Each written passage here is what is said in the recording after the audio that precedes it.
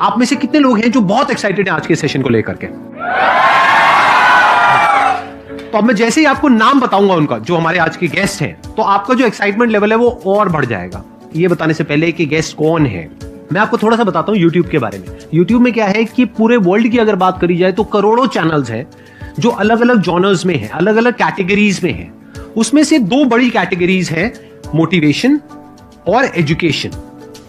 पूरे वर्ल्ड में जो वर्ल्ड का नंबर 1 मोटिवेशन चैनल है वो मेरा है, और जो वर्ल्ड का नंबर 1 एजुकेशन चैनल है किसी इंडिपेंडेंट क्रिएटर का, वो उनका है, जो कि हमारे गेस्ट हैं। उनके 17 मिलियन से ज्यादा सब्सक्राइबर्स हैं। Please give an energetic and warm welcome to the one and only Khan sir.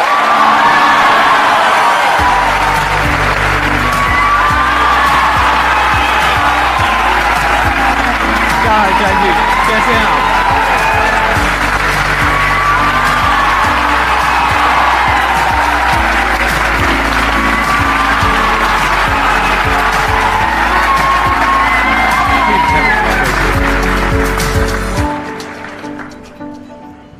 इससे पहले कि ऑडियंस आपसे कुछ पूछे या इंटरेक्ट करे, मेरे माइंड में एक क्वेश्चन है आपके लिए जी। जो बच्चे हैं वो आपके इतने दीवाने क्यों हैं, इतने पागल क्यों हैं आपके पीछे? मतलब मेरे कमेंट सेक्शन में भरा पड़ा था, खान सर कब आएंगे, खान सर कब आएंगे। मतलब ऐसा क्या जादू कर दिया आपने बच्चों के ऊपर? ये सवाल हम आपसे भी पूछते हैं, हमारे पे भी इतना कमेंट आया, इतना मेरे तो ऑफिस में लोग चले आए कि सर कब जा रहे हैं। अच्छा। क्योंकि हम लोग का तो एग्जैक्ट है, वही पढ़ाना है। हाँ। तो देखिए, हम लोग का मेन है कि बच्चों को जो जरूरत रहती है कि अगर लड़का पढ़ने आ रहा है ना, उसके मन में कोई डाउट ना रह जाए। हम उसको कहते हैं कि हम तुम्हें पढ़ा रहे हैं, दम है तो भूल के दिखाओ, याद करके नहीं।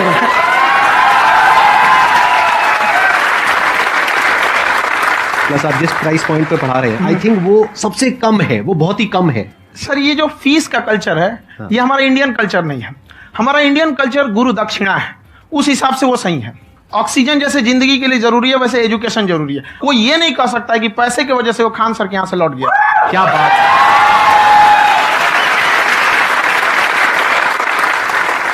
मैंने देखा कि आपका ये जो चैनल है कि ये पिछले 3 साल के अंदर अंदर ही ग्रो किया है। हमको जब चैनल शुरू हुआ तो एक दिन में हम 4-5 वीडियो बनाए। एक हमको कुछ आता, आज भी नहीं आता इतना, तो हम देख के कैमरा उमरा तो हम कंफ्यूज हो गए, बाप रे। तो हम एक ही दिन में वीडियो शूट किया, पढ़ाने वाला टॉपिक था हमको। उसके बाद कभी वीडियो ही नहीं, 6-7 वीडियो एक ही बार शूट कर लिए। और एक जो थे जिनका कैमरा वगैरह था, मेरे पास कैमरे भी नहीं थे उस टाइम, और कैमरा 35,000 का था, तो 6 महीना इसी में लग गया, जो 35,000 इसी में फंस जाएगा। तो उनके कैमरे से शूट किए, उन्होंने कोई चार्ज लिया, उसके बाद हम छोड़ ही दिए। लॉकडाउन लगा, तब हम कहें आप कैसे पढ़ाएंगे, हो तो 1 दिन 2 दिन करते करते अचानक लंबा हो गया। तब हमको याद आया कि ओहो, मेरा एक चैनल भी है वहाँ पे। तो उस समय उस पर लगभग 30,000 सब्सक्राइबर हो चुके थे। तो जैसे लॉकडाउन लगा तो उस पर पढ़ाना चालू किया, और पता नहीं क्या लोगों को पढ़ाई में इतना इंटरेस्ट आ गया कि आपका स्टाइल ऐसा है थोड़ा सा। आप आई थिंक पढ़ाई के साथ साथ में जो बीच बीच में आप थोड़ा बहुत छोड़ते रहते हैं ना, मतलब जो एंटरटेनमेंट चलता रहता है। ये बात हम देखिए, जब हम गुलाम थे ना, तो अंग्रेजों ने एक चाल चला था कि भारत को हम फिजिकली गुलाम रखेंगे 100-200 साल, मेंटली 1000 साल कर देंगे। उन्होंने पढ़ाई का मॉडल चेंज कर दिया। उन्होंने ऐसा डिजाइन किया कि टीचर की रिस्पॉन्सिबिलिटी है वो पढ़ा के चला जाए। टीचर की रिस्पॉन्सिबिलिटी यहां खत्म नहीं हो जाती है। पढ़ाना तो कोई भी पढ़ा सकता है, टीचर की इससे बड़ी रिस्पॉन्सिबिलिटी होती है उसे समझाना। वो समझा कि नहीं समझा। अगर लड़का आपके समझाने के बाद डाउट रह गया तो ये आपकी गलती है। लड़का हमसे पूछता है, सर इतनी भीड़ है आपके पास, तो कहे सर डाउट कैसे पूछेंगे? हम कह रहे यार तुम्हारा डाउट बचेगा तब ना पूछेगा तुम डाउट यहाँ पर।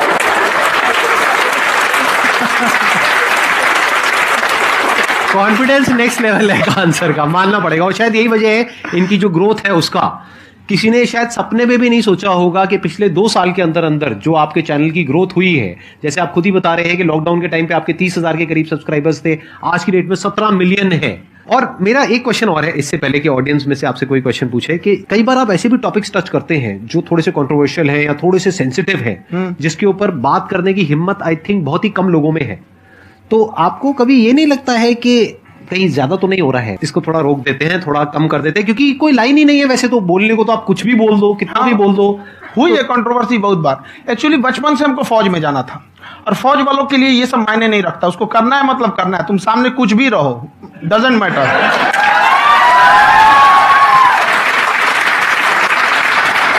और मैंने YouTube पे देखा कुछ वीडियोस में कि आपका जो इंस्टीट्यूट है वहां पर आज से कुछ साल पहले कुछ बम गिरे थे। हाँ, कुछ गिरे थे, कुछ तो बहुत सॉलिड जगह गिरा था, फटा नहीं वो। मतलब आपके आसपास? हाँ, बम को भी पता है कि टीचर की इज्जत किया जाता है। क्या बात है, क्या बात है। मैं समझ पा रहा हूं कि ये आपके अंदर जो एटीट्यूड है ये कहां से आ रहा है, क्योंकि आप बचपन से ही फौज में जाना चाहते थे, तो आप जंग के मैदान में ही खड़े हैं एक तरीके से। बस फर्क ये है कि आपके हाथ में कलम है, हथियार ना हो करके। हथियार से एक आदमी की जान जा सकती है, हाँ। कलम से बहुत ताकत होता है। शिक्षा एक ऐसा हथियार है ना, हर कुरीतियों से लड़ सकता है, हर तरह की समस्याओं से। और ये एक ऐसा हथियार है, मेटल डिटेक्टर में भी नहीं पकड़ाता है।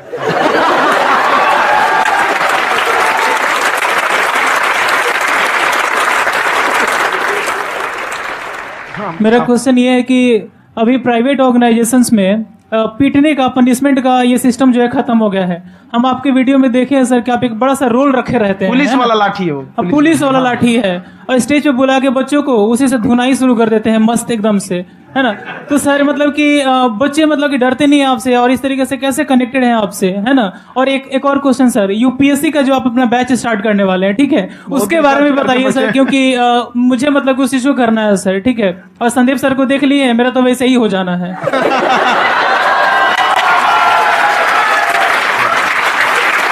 क्या हो जाना है? मेरा पूरा कंप्लीट करो। I will be an IAS officer next year because I have seen you, sir. My day is like complete, sir. All the best. Thank you so much, sir. Thank you. पूरा बोला करो। Thank you. देखिए, लड़कों को जहां तक पीटने की बात है, जब पढ़ाने की बात आएगी तो उसको हम पूरे बेहतरीन ढंग से पढ़ाएंगे। लेकिन जब सजा देने की बात आएगी ना, तो वो भी बेहतरीन ढंग से होगा। ऐसा थोड़ी होगा कि बस एक ही चीज बेहतरीन ढंग से होगा। और डर का होना बहुत जरूरी है। ये डर भी अपने आप में एक मोटिवेशन है, क्योंकि जब आपके अंदर एक थोड़ा सा डर रहे ना, तो डर के भागिए मत। एक ऐसा डर जिसको आप लगे कि नहीं नहीं थोड़ा सा और करने की जरूरत है, फिर तो ये हम इसको क्रॉस कर जाएंगे यहाँ पर। तो लड़कों के अंदर ये डर बनाना भी जरूरी रहता है। और रही बात यूपीएससी वाले की, जो आपने बोला, बहुत सारे लड़के वेट कर रहे हैं यूपीएससी की, क्योंकि 2-2.5 लाख फीस सारे लोग एफोर्ड नहीं कर सकते। और हमारा वही रहता है, हम तो ज्यादातर हमारे स्टूडेंट देखेंगे तो किसी के रिक्शा वाला, सब्जी वाला, यही लोग, इनको तो 2.5 लाख रुपया इनके पास पूरी संपत्ति नहीं होती है, फीस कहाँ से भरेंगे वहां पे, उसके रहेंगे कहाँ से। तो ऑल ओवर इंडिया से, कश्मीर से कन्याकुमारी तक, गरीब से गरीब भी लड़का उसको पढ़ सकता है। यही कुछ 1000 रुपये मंथली, 12-14 हजार साल का पड़ेगा, खत्म हो जाएगा इतना में।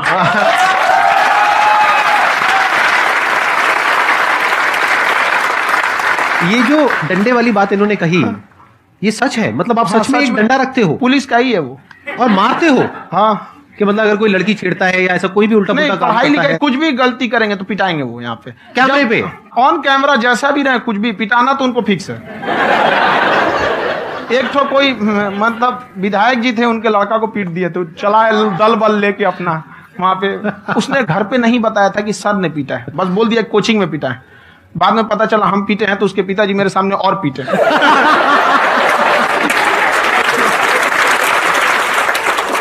सर, आपका सबसे बड़ा डर क्या है आप दोनों का? फौजी को डरे नहीं लगता है, बाकी अफसर से पूछिए। आज के सेशन से पहले कोई डर नहीं था, लेकिन अब मुझे इनकी डंडे वाली कहानियां सुन करके डर लग रहा है कि कहीं मैंने गलती से कुछ बोल दिया और इन्होंने कहीं पीछे कुछ रखा हुआ है, और यही आ करके अगर इन्होंने मेरी पिटाई कर दी तो बहुत बुरा हो जाएगा। तो इसलिए हमको थोड़ा डर लग रहा है।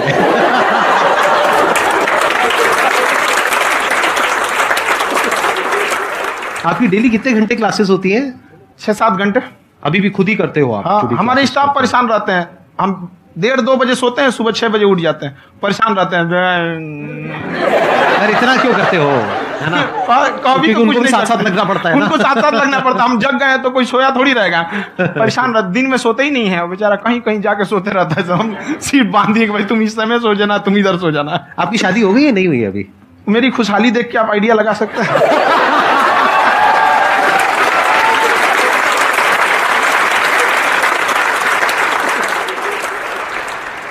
First of all I would like to say sir, thank you so much to you and to your team कि आपने मुझे यहाँ आने का मौका दिया। एंड सर, अब तक मैंने आपको सिर्फ फ़ोन या लैपटॉप में ही देखा है दोनों को, आज फर्स्ट टाइम लाइव देख रही हूँ तो बहुत अच्छा लग रहा है। तो मेरा क्वेश्चन ये है सर आपसे, जब हम लाइफ में कोई डिसीज़न लेते हैं कि हमें ये पर्टिकुलर चीज़ करनी है, और क्योंकि हम डिसीजन लेते हैं तो हमारी आदत है कि पहले हम 4 लोगों से पूछते हैं कि तू बता तेरी क्या राय है, तू बता तेरी क्या राय है।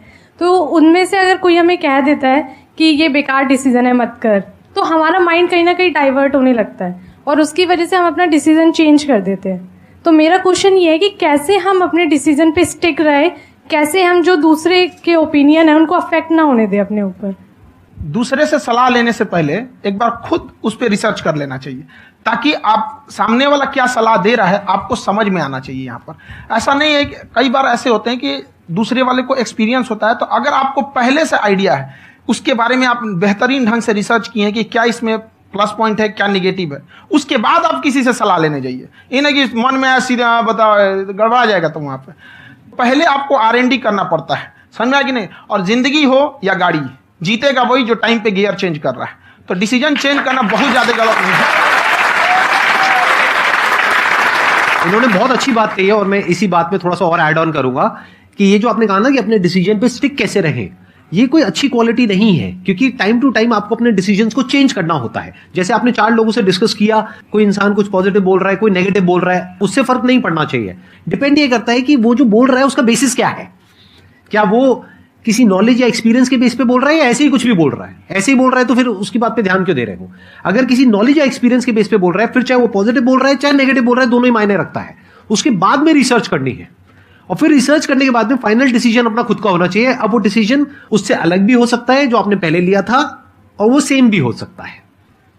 सर मेरा क्वेश्चन दोनों से है आपसे, how to deal procrastination and laziness. हमारा ब्रेन है ना, ये बहुत आलसी टाइप का, इसको आराम खोजना पसंद है। अब थोड़ा सा भी आप इसको आराम की ओर लेके चलेगा ना तो फिर उधर ही रहेगा। आप सोचेंगे 10 मिनट आराम कर लेते हैं ना, तो 10 मिनट 2 घंटा बना देगा। उसको टॉर्चर कीजिए, चल 10 मिनट बाद में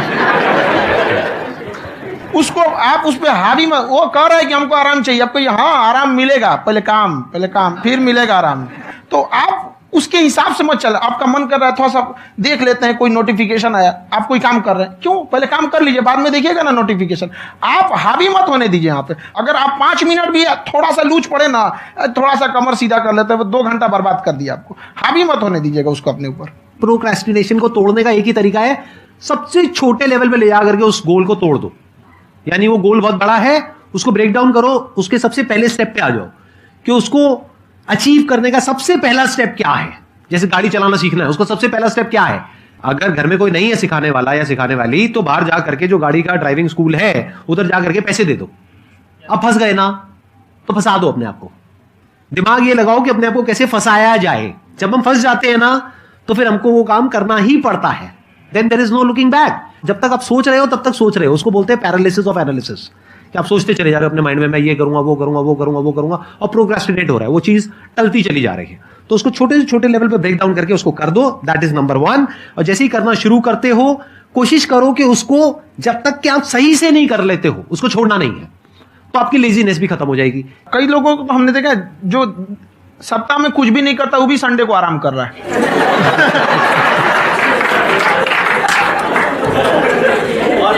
वैसे कहा भी जाता है कि अगर कोई काम आपको करवाना है ना, तो ऐसे किसी इंसान को दो जो बिजी है। हाँ। ऐसे आदमी को मत दो जो खाली है। ये परफेक्ट एग्जाम। किसी को भी आप देखिएगा जिसको आप कहते हैं कि मतलब थोड़ा ठीक ठाक आप समझते हैं कि नहीं ये बहुत आगे निकल, वो एक काम को खत्म करने के बाद कभी आराम नहीं करेगा। एक काम खत्म हुआ उसको लगेगा हाँ एक खत्म हो गया, अब दूसरा करना चाहिए। और वही जिसको देखिएगा एक खत्म हो गया और आराम करना चाहिए, कभी नहीं, लाइफ में आखिरी सांस तक।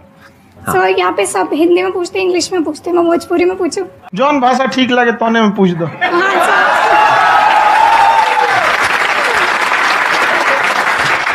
सर ये पूछे के चाहते नहीं कि जैसे हमने के पढ़ाई करी नहीं सर, तो कभी कभी डेली टारगेट्स जो होला वो कंप्लीट ना होला।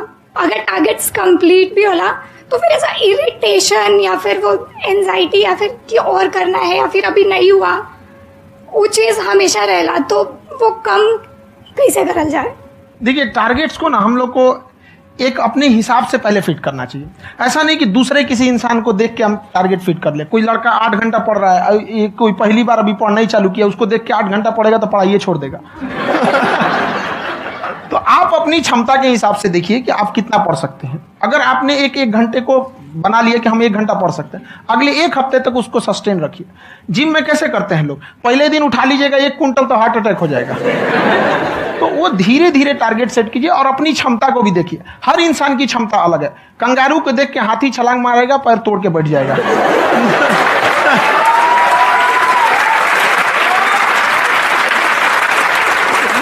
अब संदीप सर का मोटिवेशन देख के इसका मतलब क्या कि ट्रेन के आगे खड़ा हो जाएंगे, ढकेल देंगे तुमको। हालांकि ऐसा कर देते हैं, लेकिन ऐसा करिएगा लोग नहीं, क्षमता पता होना चाहिए। आपके अंदर एंजाइटी हो रही है कि मैंने कर तो लिया है। आप ये नहीं कह रहे कि मैंने कुछ भी नहीं किया है फिर मेरे को एंजाइटी हो रही है। आप ये कह रहे हो मैंने काफी कुछ कर लिया है फिर भी एंजाइटी हो रही है कि कहीं कुछ छूट तो नहीं गया है। तो बेसिकली आपको ये देखना है कि अगर आपके अंदर ये एंजाइटी हो रही है, that means you are a very good student. आप एक अच्छे स्टूडेंट हो। क्यों? क्योंकि बहुत सारे स्टूडेंट्स तो ऐसे हैं उनको पढ़ने के नाम से एंजाइटी होती है। तो आपको एंजाइटी हो रही है कि मैंने पढ़ लिया, दिन में मानो 8 घंटे का आपने टारगेट सेट किया और 6 घंटे पढ़ लिया, या मान लो 8 घंटे भी पढ़ लिया, फिर भी एंजाइटी हो रही है कि मैंने 10 घंटे नहीं पढ़ा। तो ये तो अच्छी क्वालिटी है ना, ये तो एक ब्रिलियंट स्टूडेंट की क्वालिटी है। क्योंकि एंजाइटी उसी को होती है जो केयर करता है, जिसको परवाह है, उसी की तो एंजाइटी होती है। जैसे माँ को अपने बच्चे की, जैसे एक माँ को अपने बच्चे के, जैसे एक माँ को अपने बच्चे को लेकर के एंजाइटी होती है। हंस लो मजाक उड़ा लो मेरा। कोई बात नहीं, एडिट कर देंगे इसको हम। हाँ।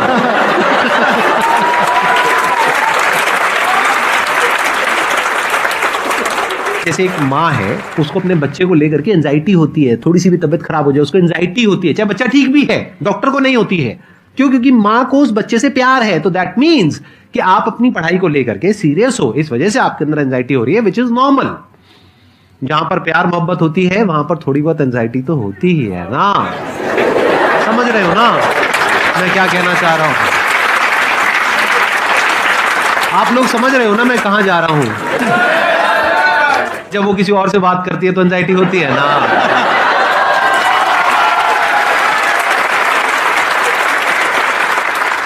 सर, आपकी स्टोरी हमने सुनी थी, तो एक टाइम आया था जब आप गंगा किनारे जाके बैठ गए थे। उस समय आपको कुछ समझ नहीं आ रहा था, तो उस समय मतलब आपने ये डिसीजन कैसे लिया कि अब आगे नहीं, यहाँ से वापस जाना है? रास्ता ही नहीं था। घर जाने के लिए एटलीस्ट 90 रुपए चाहिए थे, जेब में 40 रुपए थे। कैसे घर जाते हैं? और हम गंगा के किनारे चुपचाप बैठे बैठे हम कहें कि अब बहुत टेंशन हो गया, अब घर जाना चाहिए। रूम पे, तो किराए के रूम पे ही आदमी सारे लोग रहते।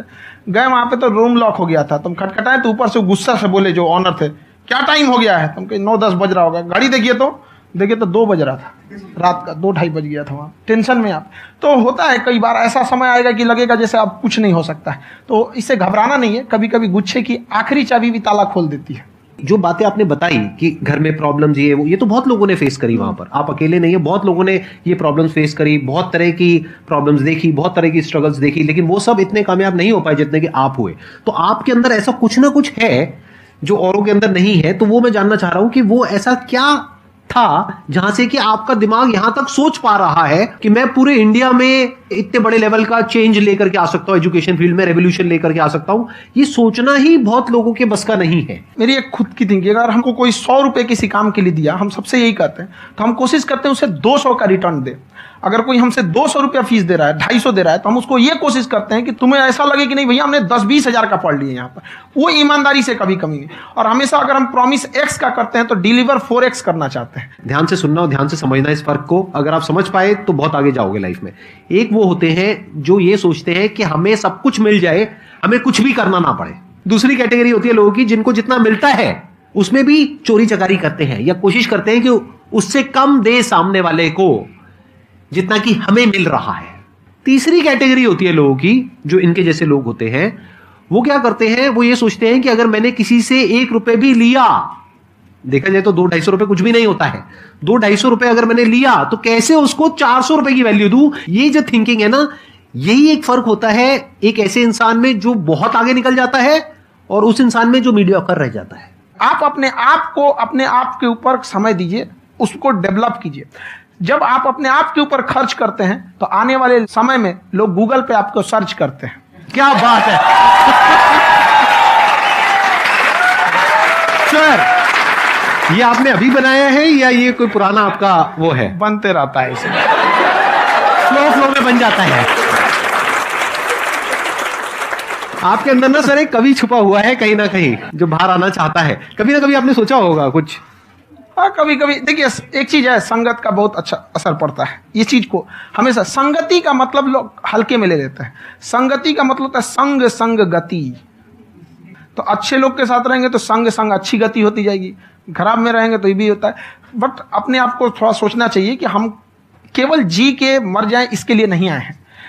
लोग कहते हैं कि सर नाम क्यों नहीं बताते अपना। हमारी एक ही सोच है कि जाने के बाद इस दुनिया से हमको मतलब एक चीज देना चाहते हैं स्टूडेंट्स को, कि वो याद करें कि इस पैसे की भाग दौड़ की दुनिया में हर कोई दोनों हाथ से लूटने में लगा है, खाली हाथ जाने के लिए ये सबको लगा है। तो हर कोई को ये सोचना चाहिए कि था कोई इंसान जो इतने कम फीस में इतनी शिक्षा जो महंगी थी, जो कमाने का रास्ता था, उसको भी एकदम कंपटीशन इतना कर दिया कि अब लोगों को अपनी फीस बढ़ाने में डर लगता है कि अरे यार, लड़का कमेंट करता है कि खान सर इतना ले रहे हैं, आप बहुत बड़ा टीचर हो गए।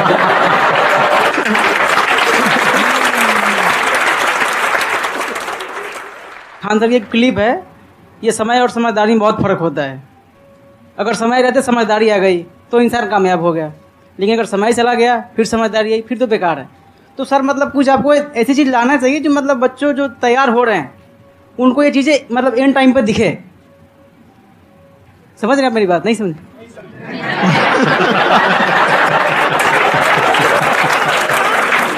यही होता है सर, सर का मोटिवेशन ज्यादा हो जाता है। जब आप स्ट्रगलिंग फेज में हैं तो कम से कम चीजों को अपने ऊपर खर्च कीजिए, ज्यादा से ज्यादा सीखने में खर्च कीजिए। अगर आपको राजा बनने का शौक है तो गुलाम की तरह मेहनत करना सीखिए, तब राजा बनना।